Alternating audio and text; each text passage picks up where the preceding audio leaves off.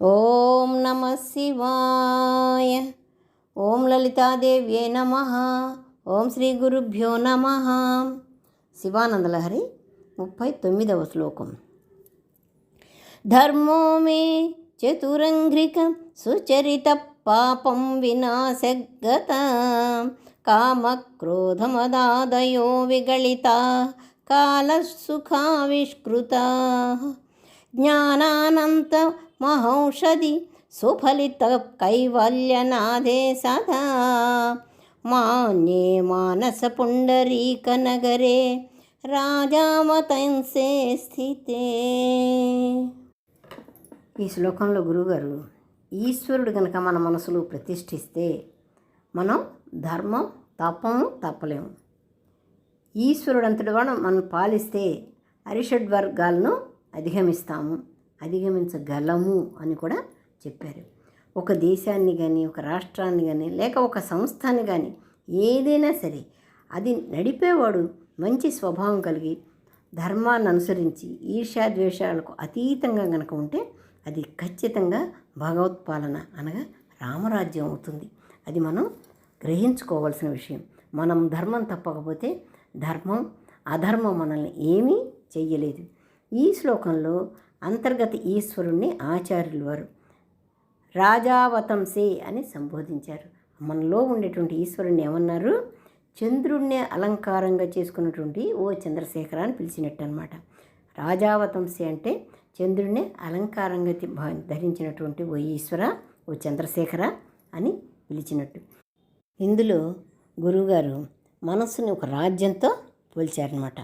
ఈశ్వరుడు నా హృదయ కమలమునందు లేక నా మనస్సు అనేటువంటి రాజ్యంలో గనక ఉండి పరిపాలిస్తే ధర్మ చతురంగిక, ధర్మం 4 పాదాల మీద నడుస్తుంది. అంటే నేను ధర్మాన్ని తూచ తపను. ఈశ్వరుడే ఆజ్ఞ ఇస్తే నేను ఇటు పాప పంకిలంలోకి వెళ్ళలేను. నా పాపాలన్నీ కూడా వినాశం గతః అంటే నశింపబడిపోతాయి. ఎప్పుడైతే ఈశ్వరుడు యొక్క ఆరాధన మనం చేస్తామో అప్పుడు మనకున్న పాపాలన్నీ కూడా పోతాయి. అంతేకాదు ఆ చంద్రశేఖరుడు హృదయపీఠంలో ఉండి పాలిస్తూ ఉంటే హరిషడ్వర్గములు అంటే కామక్రోధ లోభ మద మోహ మాత్సర్యాలు విగళితాహ రాలిపోతాయి.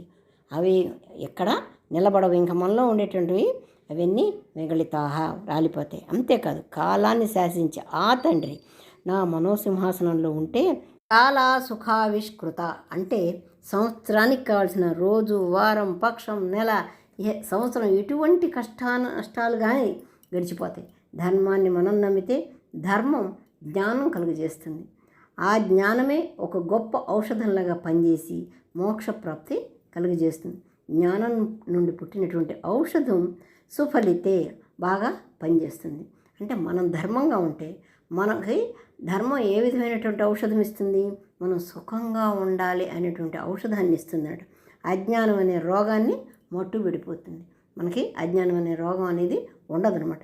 ఈ మోక్షం అనే ఔషధాన్ని పొందాలంటే ఆ చంద్రశేఖరుణ్ణి మనం మానస నగరిలో సదాస్థితే ఎల్లప్పుడూ స్థిరంగా ఉంచుకోవాలి. అప్పుడే మనము సన్మార్గంలో నడవగలము, 4 పాదాల మీద నడిచే ధర్మాన్ని అనుసరించగలము. అంతేకాదు అరిషడ్వర్గాలన్నీ అంతరించిపోతే కాలాన్ని సుఖంగా మనము గడపగలము అని ఆచార్యులు వారు మరీ చెప్పారు.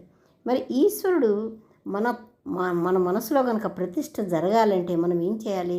ఆ శివుడి యొక్క ధ్యానాన్ని చేయాలి, ఆ స్మరణ చేయాలి, సదా శివనామంలో ఉండాలి అని చెప్తే ఆచార్యుల వారు మనం అలాగే చేసుకుందాము.